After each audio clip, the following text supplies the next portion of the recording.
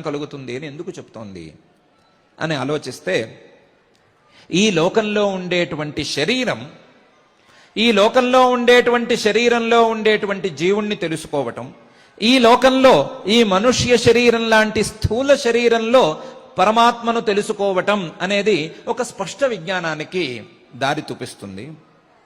అదే పై లోకాలలో ఉండేటువంటి శరీరాలు ఇంతటి కఠినత్వాన్ని లేదా ఇంతటి స్థూలత్వాన్ని పొంది ఉండవు. ఇంత స్థూలంగా పై లోకాలలో శరీరాలు ఉండవు. అవన్నీ భోగమయమైనటువంటి శరీరాలు, భోగార్థం ఎక్కువగా సృష్టించబడేటువంటి లోకాలవి.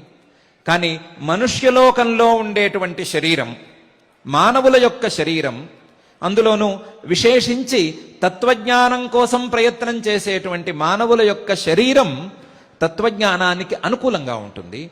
ఆ అనుకూలమైనటువంటి శరీరంలో వచ్చే తత్వజ్ఞానం స్పష్టంగా ఉంటుంది. స్పష్టంగా ఉంటుంది అంటే ఎందుకు ఉంటుంది?